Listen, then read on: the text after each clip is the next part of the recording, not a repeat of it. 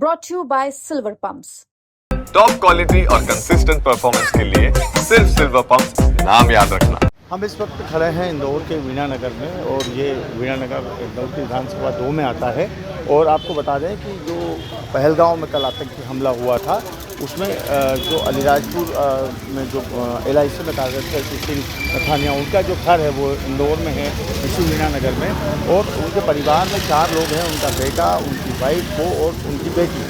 और इस हमले में उनकी बेटी के पैर में गोली लगी, वो घायल हुई है। और जो सुशील थानिया है उनकी गोलीबारी के दौरान, आतंकी हमले के दौरान मौत हो गई थी। उनके घर पे जो है ताला लगा हुआ है, उनके घर पे कोई यहाँ है नहीं, क्योंकि छोटी सी फैमिली है, छुट्टियों का समय था, सभी लोग घूमने के लिए कश्मीर गए हुए थे। और आसपास के जो हैं परिचित हैं, पड़ोसी हैं, वो सब लोग जो हैं यहाँ उनके घर के सामने खड़े हैं, क्योंकि उनको भी बहुत ज़्यादा सूचना नहीं मिली है। सामने एक जो पड़ोसी है उनको कल फ़ोन आया था और उनके घर से पता चला था। क्या नाम है भाई साहब आपका? कुंदन सिंह गौर। कुंदन भैया, क्या जानकारी लगी अभी तक आपको? जानकारी लगी है कि जो भाई साहब हैं इनके भी 4-5 दिन पहले शादी की सालगिरह थी, तो ये उसके ऊपर घूमने गए थे, पहलगांव गए हैं, वहाँ पे जो मिनी स्विट्ज़रलैंड कहा जाता है वहाँ घूमने गए थे। तो वहाँ पे इनको जब उस समय हमला हुआ तकरीबन 2:45 बजे के आसपास, तो नाम पूछ के और बोल के गोली मारी गई है कि तुम हिंदू हो और इसलिए तुमको गोली मारी जाएगी। और सभी को मतलब कलमा पढ़ने को, किसी को कलमा पढ़ने को कहा जा रहा है कि कलमा पढ़ के बताओ। अगर कलमा नहीं पढ़ पा रहे हैं तो गोली मार दी गई है। अगर आप जानबूझ के मतलब इस टाइप की मतलब पहचान कर करके गोली मारी है कि आप हिंदू हो और यहाँ आ रहे हो, तो मतलब आपको वो आने की वो नहीं है यहाँ पे।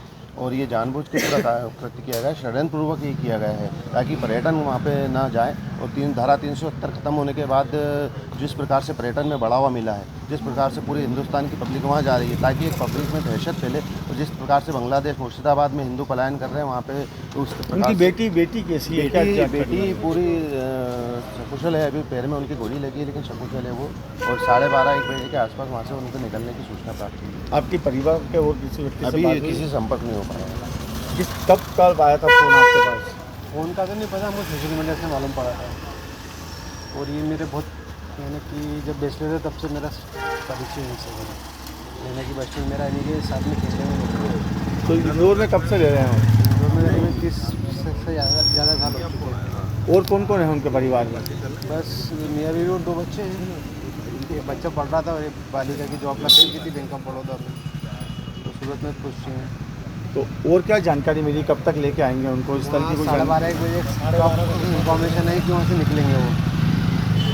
आने का इनका ये 12:30-1 बजे तक वहाँ से निकलने का, तो यहाँ पे लेके आएंगे। तो इंदौर ही लेके आएंगे? अब ये कंफर्मेशन अभी हमें भी नहीं मालूम, मैं भी बस इंदौर ही रहेगा। और क्या बेटी की हालत कैसी है, क्या बताया? बेटी अभी ठीक है, पेट में गोली है, तो अभी तो ट्रीटमेंट अच्छा होगा उसका, तो रिकवरी हो चुकी है, दोपहर तक आ जाएगी। तो सुशील जी के जो भाई हैं वो कहाँ हैं? उनसे वो ये इंदौर में ही और प्राइम सिटी में रहते हैं, उनसे ही बातचीत तो नहीं हो पाई। तो जैसे कि जो पड़ोसी हैं उनका ऐसा मानना है कि जो है हालात जो है वहाँ के बहुत ख़राब हो गए थे पहलगांव के, जहाँ आतंकी हमला हुआ था वहाँ का। और जो उनके मित्र हैं सुशील, उनकी बेटी के पैर में गोली लगी है और वो अपनी शादी की वर्षगांठ मनाने के लिए कश्मीर घूमने गए थे, लेकिन ये तो किसी को पता नहीं था कि ये शादी की आखिरी वर्षगांठ होगी। और आज जो जानकारी मिली है, जो परिजन, जो पड़ोसी हैं वो बता रहे हैं कि तकरीबन 12:30-1 बजे के बीच उनका शव जो है इंदौर एयरपोर्ट पे आएगा और यही उनकी अंत्येष्टि की जाएगी। धर्मेंद्र कुमार शर्मा, MP तक, इंदौर।